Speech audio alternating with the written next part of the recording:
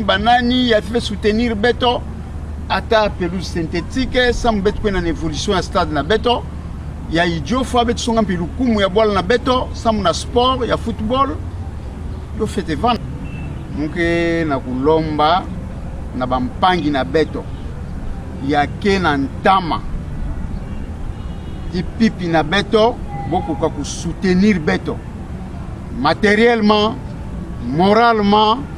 na tous les plans sportifs vraiment et moral matériellement financier c'est ça OK vraiment mukelomba yo vanda buna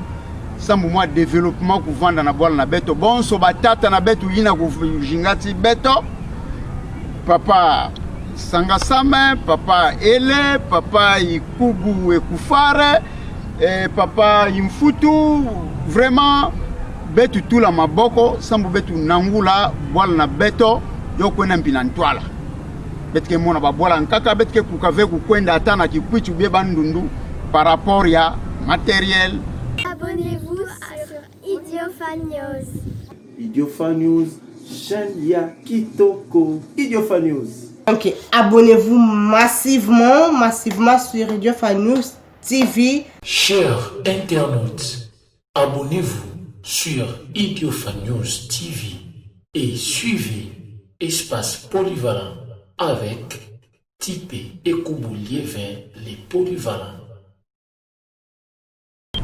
Bonjour, bonsoir, Nabampangi Nyosogela Nabet Bisika Bekele. Mbote mingi kibeni cette fois-ci bet me kuisa na ndinga ya boala parce que yei que les chaînes ben obege zolaka mingi Idiofa News TV ben nyoso gela na bet par-ci par-là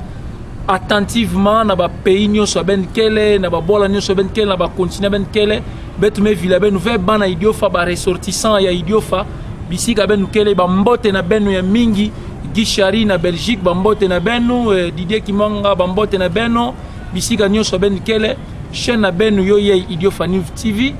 ben ku s'abonner massivement et puis sans qui veut espace polyvalent yampang na ben type kubu lievin selele yanga wa kwata tema les polyvalents ya quel aime les serviteurs na ben ya pesa ben bansangu mingi ya kitoko bubu mpila ya betu ko annoncer na ben déjà na bampangi mingi avandare kinga bel quelle na émission na betu bubu kala ben même na place ya betu me ku se présenter ya betu me monana betu kele na kati ya stade na betu tata mayunga ya Idiofa na kati ya stade na betu inki betu me kuisa busala ça veut dire bende kuisa kubula di solo ya sport na betu ya Idiofa alors sport na betu ya Idiofa surtout football betu kele nki niveau voilà ba mingi keza ba ve inki betu kele place wapi betu me katuka wapi betu kele wapi mpi betu ke kwenda ça veut dire sport na betu bubu betu keza ba inki di kambu ya kele ya sport betme katuka wapi betu kele wapi mpi betke kwenda wapi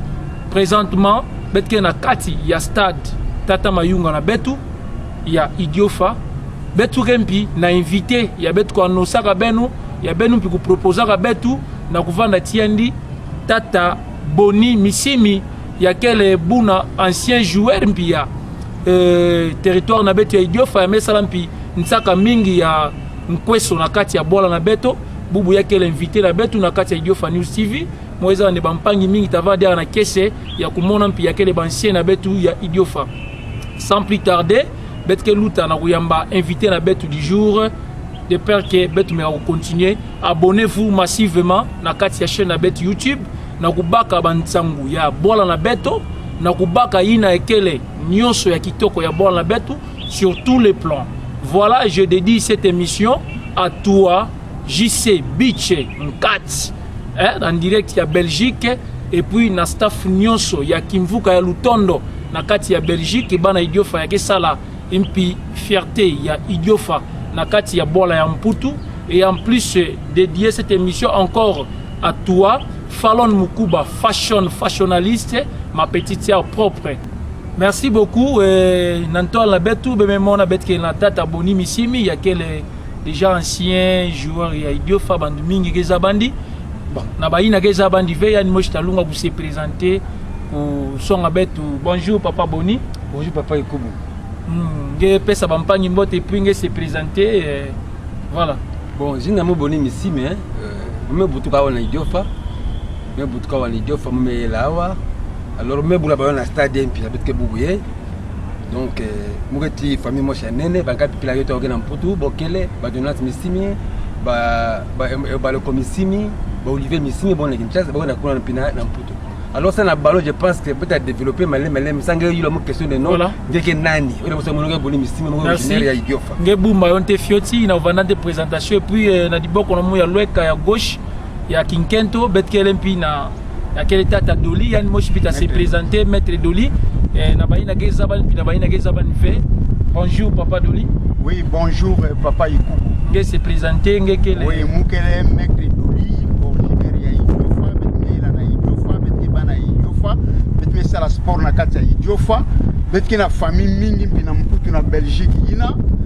ba Michel Lost ba Christian Lost ba nani me vanda na kati ya Idiofa bometanga na Idiofa mais betke mo na développement na stade na betu ya Idiofa ve. OK, ngebumba tete beta tuta na poser nga ba question na ina ngeta dila mpi ngeta meka ko répondre. Merci papa Ikubu. Alors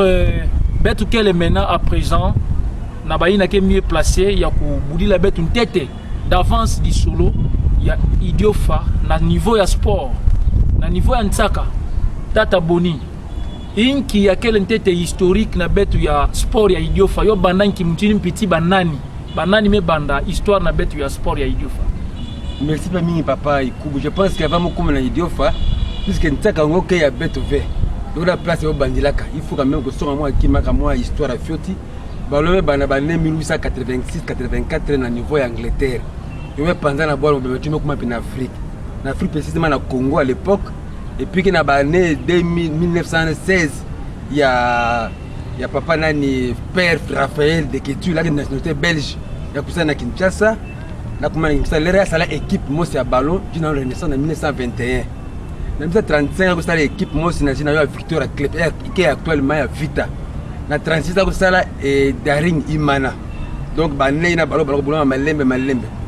Ah on est bête Idiofa ballon depuis ba né 1980 1942 45. 1955 l'équipe va na zola wa Idiofa. Donc vandaka Idiofa sport ya Idiofa balabala ti terre club ya Idiofa cité awa l'équipe va na zola va rébellion balobula maka na ntama vana ba na ilom vanaka ba Angleterre puis vanaka le retaka balobula après ba rébellion ina bituma mulele na ni mabilela ba 60 be kimi gama dia mingi Saint-Olé me gangama Dragon me gangama Diable Noir Imana Dragon ya Musanga me gangama balo na kubula malem ka buto bula tiki kwit malemi vana ka sélection Idiofa ye vana ko bula kuna na ntola ba époque ntama vana ba joueur Dragon vana ba joueur neti ba assassin di bala vana ba Moïse vana ba Katamba vana ka ba metro malianga ba joueur vana ka mingi ba bula à l'époque ina pa mpi na niveau vana ba joueur mingi mpi vana ba Ongwesang Mayanga vana ba Mange vana ba Viancol ba bulaka ne l'homme vana ba Marie ba la Chies ba bula à l'époque ba joueur ntama ba bulaka balome ko voulier malem entendre ba na fioti na ba né 80 ke beto mo ko d'aller na danse aba 17 ans ko na Dragon beto na Dragon na stade mpi awa pida me ba président imfutu beto mo ko voulier ki bo na ba né 82 83 mo ko bula balome na niveau de fa beto ko na Bulungu na Kikwit na Mangai na Dibaya beto ça la fierté na bande ça la fierté ya Idiofa elle na tourna puis même moi congrès me côté papa elle me ba rampi Vita a me recruter quelques joueurs à Kinshasa ba Bobo ba Mudogo ba Bwanga pour me renforcer Vita na mandenge mpi papa mombalan kompe ba ba beti mpi esprit ko me côté na Idiofa bete ba ko ballon ti na ba né 85 86 me bi ka ballon pardon me katoka munu me ko amuna kotana na Lubumbashi kuna Lubumbashi mpi tapata ba moi mule côté ma couverture feti me ko bula na équipe Likasi na Likasi ba tatfela muna Mazembe me bula 2 ans me ko voter Idiofa na ba né 90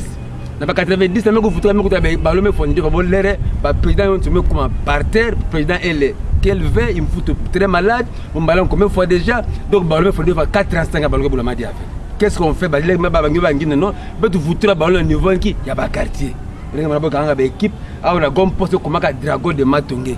de ba village ba ba Vita Imana ba Vitima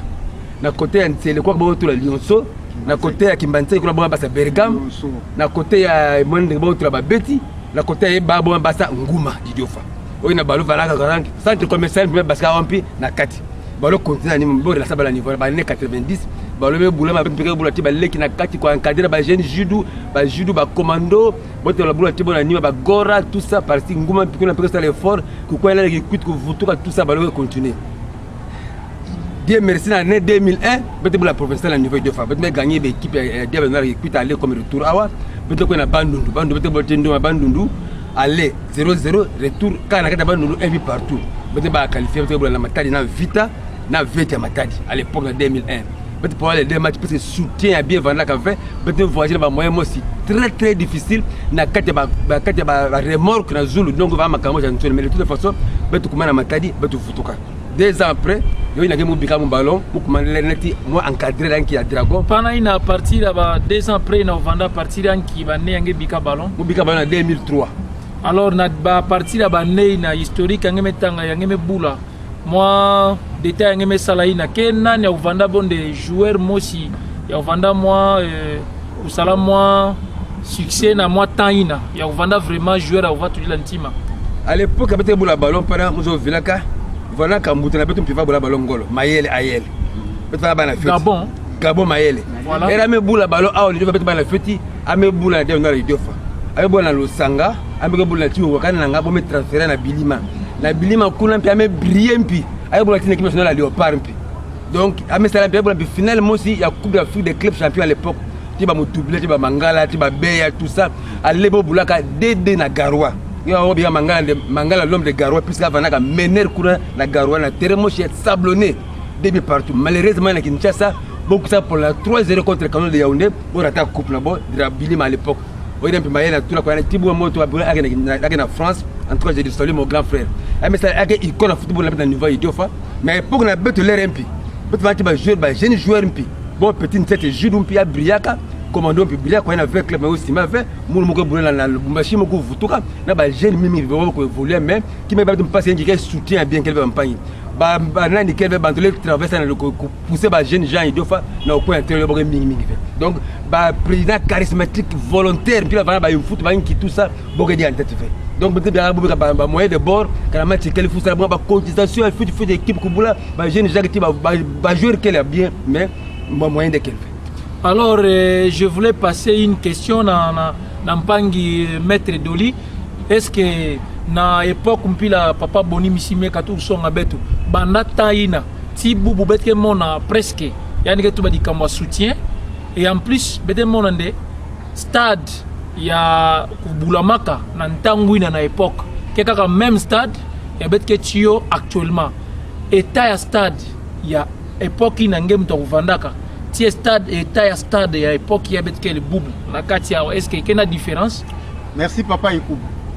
Na stade il y a tête mingi vanda moi pelouse bet va boulas bien.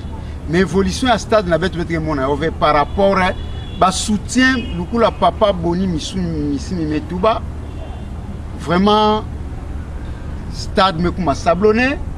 mungeza ba ve balango beta ko évoluer kaka na état stade ya sablonné ou bien bantuna betu ya mayele ba politicien banani ya fait soutenir beto ata pelouse synthétique sam betu ko na évolution à stade na beto ya idiofa betu songa mpilu kumu ya bola na beto sam na sport ya football yo fete vanda mais alors état na yo ya époque tiye est-ce que na changement état oui stade me kuma sablonné stade qui est normal ve et bet fait ça là entraînement bet fait boula ba balle tout consort bet fait ko inviter l'équipe en cas avec 80 tama bon mon empire bet que na stade ya c'est vrai alors na ntangu ya papa Bonike boula historique mume wa fait que tout bande ko vanda pina ba commerçant ko vanda pina bantu ya mongolo ya idiofa à époque na bet vanda ba papa ele je crois ba tout consort bo vanda que simbi sa sport ou soit bo vanda piquer saboter ou soit tu vas s'occuper de makambo ya commerce et tout consort non ba papa na beto neti ba papa ele ikubwe kufare ba papa sanga sama ba papa imfutu ba papa vraiment bo va soutenir beto mingi mais bubu ya ibonyo so bokele ve on dirait bola me bikalaka ka pululu muntu ya ku simbisa beto ya kelve beto ketala ba commerçant na beto bokele ba politicien na beto bokele mais stade na beto vraiment idiot fa que na china diarave on dirait sport me foaka na tous les plans arts martiaux loisir foot donc vraiment betke penza mais betke sosa bantu ina fete toi dit sa bête tu as fait chimbi sa bête on entame bon son pembeli vraiment il faut que voilà ya bantu mayele voilà ya bantu kutoma voilà ba politicien kidi mais betke vutu na nima sambunanki ale betu ko Antoine Nantoala betu kota na actualité ya sport na kutubila sport du jour parce que pendant bet me baka tete ina ke bon de historique Nantoala betu baka ina quelle actualité du jour betu lunga zaba tete na papa Boni nge vanda ancien joueur ke Titi Boubou nge quelle kaka ancien joueur ou soit nge me abandonna makambo ya sport nge me abandonna makambo ya foot nge équipe odiave. Qu'est-ce que vous êtes? Merci papa et Koubou. Je pense que moi tu vas bien me bika ballon en 2003. Moi c'est ma responsabilité tant que doyen puisque parmi bantu de Boati Bob Etienne on va marquer une coula ba opéra bo bika ballon très tôt par rapport à moun. Dès que je Bumbashi, j'ai continué à jouer na ba leki. Alors, moi j'ai responsabilité en tant qu'encadreur à joueur pour ne pas dire entraîneur c'est trop dur. Mais pour encadrer ba jeunes gens jusqu'à 2010. Moi je suis dans mon salama on a eu entre Vutuka contre Dragon la provinciale. Il y a eu un massage Bolama, qui malgré l'histoire déjà. Et puis, Ballon va un peu se décourager. Dès 3 ans, Ballon m'a dit à 20. C'est là moi fort, le nom Ballon, vous avez 22 fois, il doit faire 1000 sportifs. Ma manœuvre, moi j'ai été élu président du cercle de football en 2013. Mais conduire le cercle, mais organiser le championnat provincial, le tournoi. Tournoi à Mister Angous, jubilé d'or, mais organiser centenaire à Idiofa, mais Basika, mais boula tout ça, va match mingi. Les remandés en 2019, moi c'est la Bélection Kaka, Adolphe mais Basika Kuna, avec le président Sterk. Mais Mounou, ça fait maintenant des semaines, je suis nommé la partie en tant que doyen, tant que je suis connaissance à football, président et à football des jeunes, donc U17, actuellement en tant que football, je diriger. Donc cette année ici, on va organiser pour la première fois en Idiofa, football des jeunes U17, le football féminin. Donc je pense que les innovations pour la première fois, on s'organise, on s'organise, les gens puissent mingi, bon, comment nene, peut-être des voies, on va organiser U17, ça le pèse à Mpangimpi, puis, vous avez non, peut-être long à la fiote, dès le bas âge, discipline qu'on va en Angola, ça va le point plus tard, on va jouer en Angola. Merci à toi qui nous suit depuis Kinshasa et toi le premier citoyen de l'espace polyvalent, Monsieur Rigen qui connaît ça, toi là où tu es. Et Papa Boni, Kena remarque moi aussi, il y a quelque peu vraiment intéressant. Il y a des salaires à bête ou bana idiofa. Sport na bête ou idiofa, surtout football, à ta challenge, à ta championnat, qui m'a moi jamais salaire mais comment en dessous qu'avait. Toujours il y a des désordres. Oui, katuka na wapi, bitumba, tout consort, bandre bashika na stade ya kulwala et voilà. Oui, katuka wapi et puis, bête Kena yoka kati bubu ou yome manaka. Changement mes quotas. Bon, je pense que côté Bitumba papa et Koubou, je pense que il y a des impiro Vandaka fait. Moi et fort Vandaka ben je dois sensibiliser les supporters na ba fanatique non c'est de façon abonné non football quel loisir, football quel fête, football quel rencontre, football quel vend de belle, football quel fair play. Et mon là non, vous be jeune ça il malgré moi Bertina fait quel mais dans l'ensemble changement mes quotas ming na côté mentalité à football. Vous me comprenez non dans un match de football, ngele pola, ngele nous c'est la match nul. Donc je pense que mes formes ça monter na côté na vana yina ya ko sensibiliser les supporters vous avez non ballon kentaka après nous nous football en pangi voilà donc moi je me mets côté na ko et en tant que ngeme katuko vanda nommé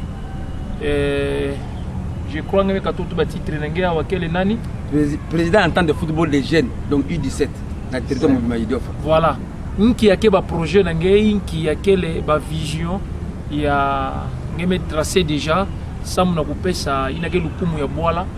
na titre ya ngeme baka inki yake ba projet nange d'avenir na d'avenir na U17 kelende ba jina peut-être devant boula ba championnat provinciaux donc boula niveau bandu na niveau Kikwit et puis pourquoi pas boula peut-être na niveau Kinshasa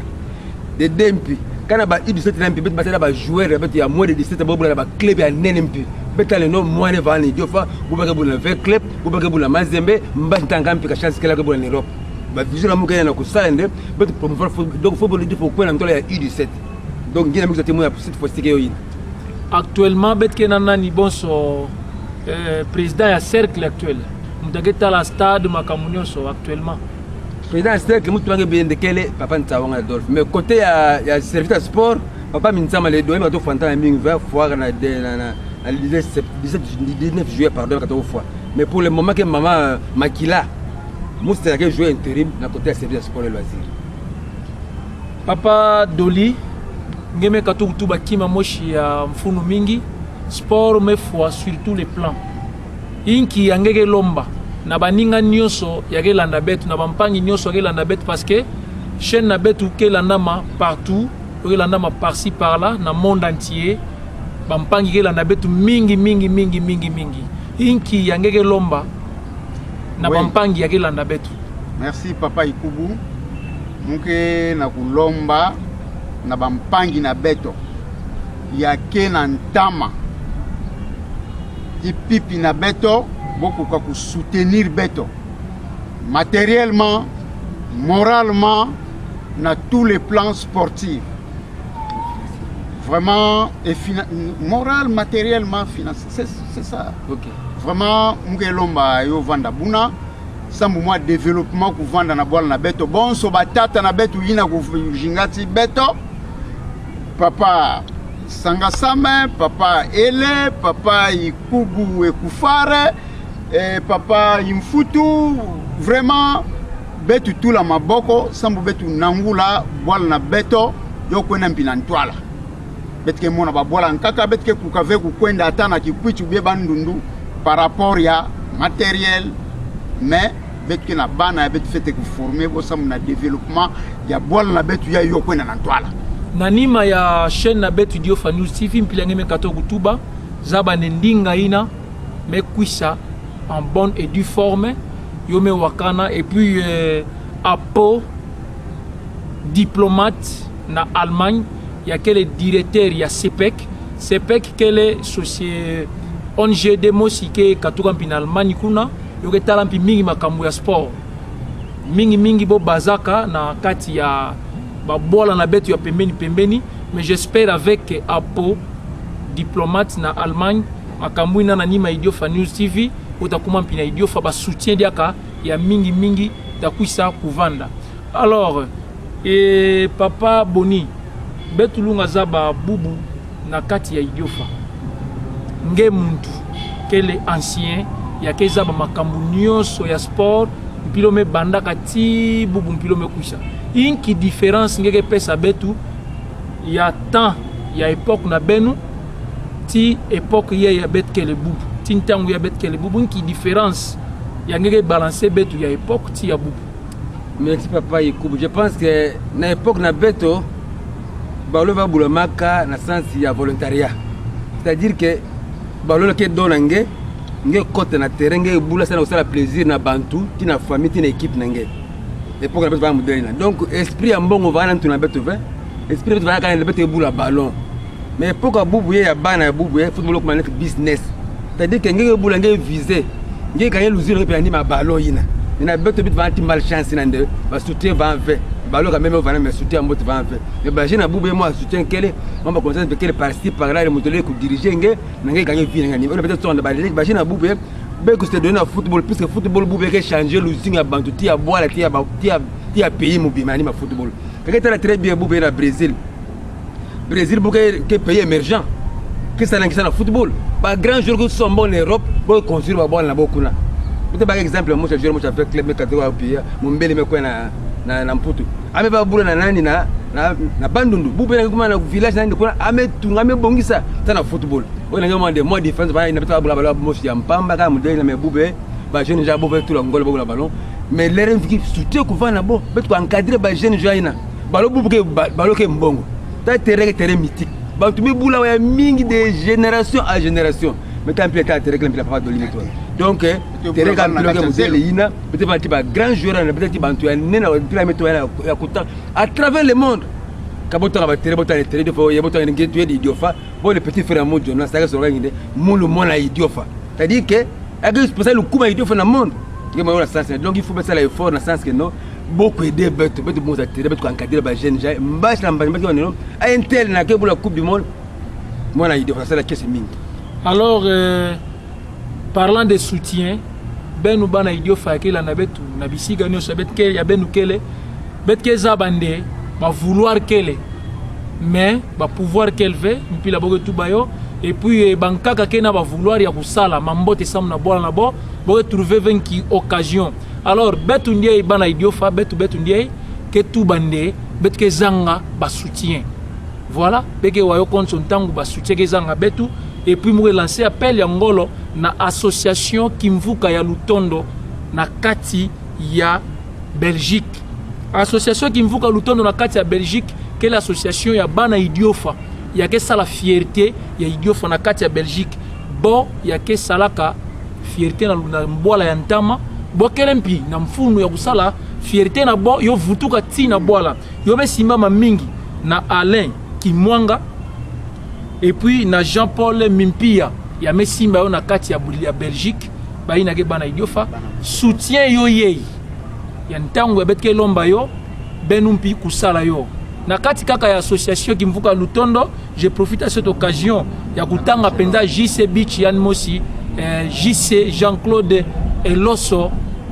Nkat benu bana idiofa benlanda betu mbote soutien na benu ke mfunu mingi samu na betu ke mfunu mingi samu na kutomisa lukumu ya bwala fierté ya idiofa mesalema na Mongali Mbunkwene na Allemagne Boli Muko na France Junior Katalai na Bruxelles benu bana ya idiofa benu shimba betu et puis papa Boni betkezo yula diaka na ba joueur nyonso ya époque ya bubu banani diaka me basikaka yake bubu na équipe ya nene yabe kwenda kusala bibantsaka bangebu na ba équipe ya nene bubu yabe lubula ntulunde bubu bet bana idiofa kina mundu tel quelque part quel est nani. En tout cas il faut dire la vérité hein. Na kutuma bubu na niveau idiofa de moi je vais quelque part ça on est idiofa qui élevé peut-être c'est moins effort na période peut-être bubu on a essayé na compétition ya grand joueur Maele avec na niveau en France peut-être il y a presque 6 joueurs pour na test na Bilima na Kinshasa. Nous espérons que non comme beaucoup na Bilima même 3 même 4 joueurs mais d'abord la Ligue 2 ils seront retenus na Bilima ça m'a fierté idiofa. Donc 6 joueurs dans le recrutement bon na entraînement bon déjà ça fait maintenant 2 semaines. Il y a un pays qui est peut-être pour le moment mais nous a complété. Oui, Mouezaba na équipe na betu idiofa que ti joueur Mosi ya sala honneur entraîneur Mampuya George ya vanda entraîneur na kati ya Bilima doyen Maele Geza Bayani ya kwenda na Lubumbashi Sport actuellement akena Mputu Mampuya ya Geza bana na famille ya ba Michel Lost me vanda wa Sainte Monique papa na ba mwana Michel Lost. Okay. Yinki penza ya betu lunga vanda na mfunu na ba joueur na betu kana bo betke lomba soutien yinki penda bo faire porter bet bon de soutien tina kan ya ba joueur tina kan ya stade na betu parce que bubu betke na tata Dolphin Sawanga ya ke chef ya président ya cercle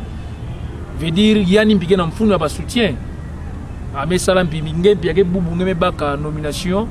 ya ke encadrer jeunesse ya ngolo ngeke mpina mfunu ba soutien alors kana kende boga na mfunu kwa porter betu ba soutien inki ba soutien bolo apporter tina ba joueur na ba équipe tina niveau ya stade inki ba soutien. Vous avez besoin de demandes. Oui effectivement papa de l'Olympique la tout je pense que état terrain que motivé ça le premier le football que terrain de jeu deuxième le football que va ballon donc betu na équipement dans l'ensemble terrain que motivé beta boula motivé puis terrain va na terrain mbote beta terrain sablonné faut terrain va mbote et puis beta boula ballon ba la boula mbote tout à l'heure équipement ba bottine ba protège ba ballon ça fait des difficultés en Angola na beta à niveau niveau stade il faut terrain synthétique et il paraît Moureza bana histoire bet vanda bana fioti bo songa betu nde stade na betu bo men nona na kutula pelouse na pila nyonso me chimave c'est quoi quand le Bumbasi pelouse même Monica est-ce que you t'as vendu na droit ou quoi système que pas papa il coupe avec ma caméra la pelouse il y a que zéro c'est-à-dire quoi bon de racines bon tout l'air était rouge là bon le coup na pelouse soit ta terrain synthétique botu là yo puis botu là partout ailleurs botu botu ko évoluer bien mais vous voulez na ko kuna ba bien petit mega le banane ba le école peut kuna ba pelouse mama yo salama ka yo ka bien ça na zelo ye bo mega bo katula ntoto yonso botu la terre rouge kuna soit vous pouvez comment la modélisation quel devient ba kuna là il faut tata synthétique na ça qui m'a moche en beauté le terrain sablonné na kintu ta mona ba tu ba terrain bien bon ça c'est mais on a beto Idio fa territoire ngolo me ko yansa na Congo dans l'état de la Betkele. Voilà betu me kuma kushite déjà na fin ya vers fin ya émission na betu. Je salue Trésor Nkiri, Kennedy Mukidi, Fabrice Katembo, Bisika Abe Landa betu et puis il y a les chaînes na betu YouTube Idio Fa News yake nata bansangu na betu ya Bwala Bisika mpila ke tingele ndavanda na ngogo mosi sambu na chaîne na betu Idio Fa News. Et puis ketingela na vana mpina ndinga mosi sambu na émission ya kitoko pidei ya mpangi type ekubu espace polyvalent yeye. En tout cas type bref féliciter mingi na ngabe songer na kubaka munu na kupesa historique ti moi ba doléance na beto kusefu. Kutoa makama football ya Idio Fa ba jouer to mingi moi peut-être merci mingi ti na chaîne nge. Je pense que qui manga kutuba ngenge ko féliciter nge encouragement ya ngolo na kusora kupesa ba super na beta Idio Fa ba cause beta la mpasse Idio Fa na bantu kuta à travers le monde ba mpanya me voyager ntam me oublier ka Idio Fa boza ni Idio Fa kana évolution mais bon ville beta vert bon me ko na beta me bigala mais bon ville beta vert bon so beta source ko ville yo vert donc qui m'a mboto mo ko ina me pesa mbote mingi na ba petit frère bia na mputu Jonas Missimi na niveau Espagne mo pesa mbote na Olivier na obale ko nganga Emmanuel qui ba famille na bon non centre mo pe bon mbote mingi et puis maître Doli ce qui m'a rouillé et puis un mot ça na espace polyvalent avec l'émission qui tombe. Merci beaucoup papa Petit Koubou. Vraiment mume sepela parmi ba jeunes ya kina kati ya Idio Fa ya ke diaka na nzala ya sport na betu kwenda na ntwala pe kupesa ba émission ya sport et je salue grandement na famille Lost ya kina mputu na Belgique surtout na ville de Most et colonel Christian Lost, Monique Lost, bantume jinga na kati ya Bwala na betu ya Idio Fa, ya kesa ba Idio Fa, vraiment bon manquer vena ku soutenir beto matériellement et moralement. Munu mpangi na beno mampuya mbau d'Olivera. Salut à tout le monde dans Espace Polyvalent, notre forum, Chanel Kavula, Yves Mafuta, Nicolas Mafuta, Maman Nelly Mafuta. Staff Espace Polyvalent na Luanda, la mama Kuzituka, salut et bambote ya mingi diaka na benu ya kele na Mikili Mputu diaka, ma soeur Alida Okie, je salue Nico NK Service, muke pesa mbote mpi na Dacosta Silva Molongani ya Rite Ancième, muke pesa mbote na Papa Social Fiston Kabwata. Mukepe Sambote mpi na Hervé Kalavanda Benogela na betu be abonné massivement na chaîne na betu yakele Idio Fa News TV, c'est trop facile hein? Na loe kapana nge cliquer place bon message ka s'abonner et puis kouvila na ve activer yakele ba notification na cloche yange mona na loe kapana nge tavanda dessus ve et en plus na benu nyonso yakena mfunu ya kusoutenir betu ya kusoutenir Espace Polyvalent, ya kusoutenir ya quelle chaîne na betu YouTube ya kitoko Idio Fa News TV, numéro na betu ke affiché par l'anchi,